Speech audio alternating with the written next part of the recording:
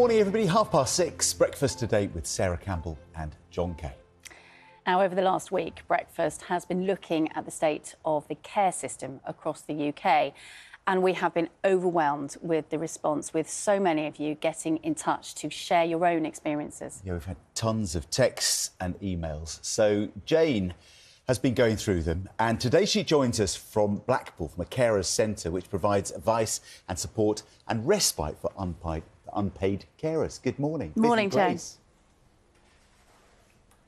Good morning to you. Good morning, everybody. And let me say good morning to the fabulous team down at Blackpool Carers Centre. Good morning, everybody. Let me do the introductions, brief introductions. Alison, Emma, Julie and Carla. Make it all happen down here, don't you? We're going to talk to you a bit in a minute, but come with me. Because as Sarah said, there's a reason we're down here this morning, and that is we started a conversation last week asking a question. Who cares for the carers in 2024? And so many of you got back in touch that we knew we had to keep this conversation going, because places like this are so necessary, but few and far between. So before we hear more about it, I want you to have a look at this film. It touches on some of the issues that we raised last week. It touches on some of the comments we had back from people, so many of them. Please do keep them coming. But it also touches on how vital it is, how life-changing it can be when carers are cared for. Have a look at this. Last week, Breakfast asked a question. Who cares? This has been the hardest thing that I have ever done. There are days that I get up and I think, I don't know if I'm going to have the time or the energy to be able to do this one more day. Do you think unpaid carers are often overlooked and forgotten? Oh gosh, yes. From the army of unpaid carers, the young carers, the foster carers, we heard the same message time and time again. Carers don't always feel cared for. We ask for help and they put it off. I'm Jayne. Scared, yeah. I know you're scared. I'm all right, yeah. I'm David. Nice to meet you. Nice to meet you. And I'm Babs. Bear with me. So many of you contacted Breakfast with your own stories. And this is Toby. My name is Catherine Taylor. I am a mum and a carer. My name is Neil, and I'm in Leeds. So when you heard that question on BBC Breakfast, who cares? Who do you feel cares for you? Nobody.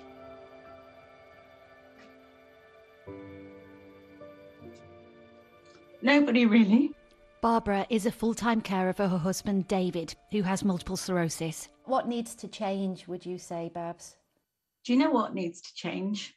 They say, oh, let's give them a coffee morning, a carer's coffee morning. Well, what I would actually need and prefer is help. But Kathy contacted us to say that fighting for help for her autistic son Noah can be all-consuming. He can become anxious to the point where he might run out of the house. He might say that he doesn't want his life anymore. As a carer, I struggle to get the support. And fighting that system, I would say, is one of the hardest things. How much time does that fight take up? It takes up such a significant amount of time that it compromises my ability to care for my son. How are we doing?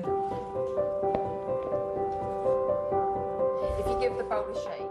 Carers told us they need much more help, more support. And that is the aim of places like Blackpool Carers Centre. You'll be able to say that you've made some biscuits and someone from the BBC camera crew has eaten some. I'm definitely happy to help with that. Tell me about your mum, Cherry. Well, her name's Sarah and she has ataxia of the cerebellum, but it's basically like MS, so walking's a big struggle. There's a lot of stuff she can't do. Yeah. Which you then have to do. Yeah. Can't I give you a hand? Breaking all the rules right here. What difference does it make coming here? a huge difference. My worker right now, Cassie, is amazing. She takes off a very big weight and I can just have a minute to be me. Have a laugh, we can, you know, I can vent, I can... Offload. Yeah. She's sat there smiling, listening in right now. Cassie is amazing. Are you crying? No. And that's something with young carers, is that a lot of them just accept life as it is, and they don't get a lot of support. Should we present yours to the cameraman? Yeah. Go on then. You're salivating. But you help lift that weight off. This is multitasking. Yeah, they're caring for whoever at home. Cameraman approves. And then you can be that little bit of a release for them, and it's nice to hear that actually you're making a difference, you're making an impact in their lives. Carers need to be cared for. Yeah, definitely.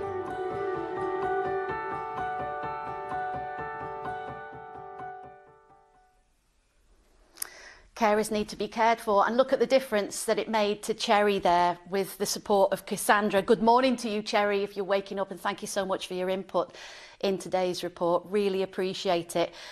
You can see the difference it makes. Let's chat to Alison Brown now, who is the big boss lady down here. Alison, good morning. Good morning. I'm just one of many of a wonderful team here. The term boss lady doesn't quite say it, but it is a wonderful team. It is.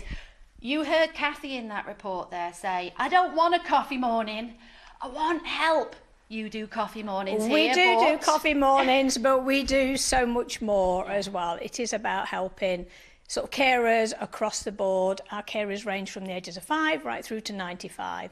So we offer lots of different sort of support, whether that's the one-to-one support like you saw in the film with Cherry and Cassie. Yeah. Right through to respite activities, peer support. So lots of things going on both at Beaverbrooks House, here at the centre, and across out in the community. We do fun activities. Our young carers get to have their own sessions after school where they can come. And I think the biggest thing about that is they can develop friendships with other children who understand what it's like to be a carer. So they can come in feeling a little bit down. Yeah.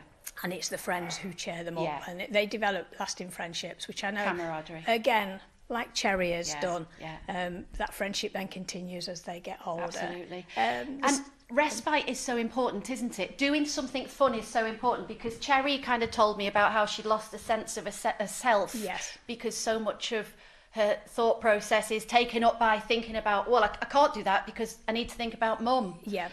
And it does. The respite is sort of where we come from for our respite. It's to reduce that isolation that so many carers, across the week, they feel isolated. Yeah.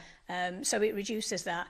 It gives them a sense of well-being. It gives them some self-esteem, some confidence, develop that resilience that they all need to be able to go on. But there's not much out there, Alison. There isn't much out there. You would have heard lots of carers. And again, part of being here at the centre and all the things we do, it allows the carers to have a voice. We hear that voice, and it's, we're passionate about making sure our carers' voices are heard. So we will sort of get involved in policy if we can. We'll talk to the funders, the sort of statutory services, just to give them a view and a vision. We advocate for those carers as well. Thank you for your time. Some carers are more invisible than other carers. Carla, you work with a group of carers who don't even realise the work they're doing. Yeah, so I tend to support carers who are affected by another person's problematic substance misuse or severe and enduring mental ill health. And obviously the nature of the caring role for them is less of a practical nature. So traditionally people think of carers as having a practical caring role. So the carers that we tend to support on the Refocus project is around an emotional impact. So lots of these carers are going through massive amounts of stress, anxiety. It's that unpredictability and changeability of a caring role, not knowing what each day is going to bring, what the next hour is going to bring, you know. They see this situation as their lot to be endured, rather than something to reach out and get help. Yeah. That's why policies like this are here. They are few and far between, but we want to keep hearing your stories. Please do keep getting in touch with us at BBC Breakfast, because this is a subject we want to stick through with 2024. Back to you, Sarah and John. Indeed. Jayne, thank you very much indeed. Details on the screen.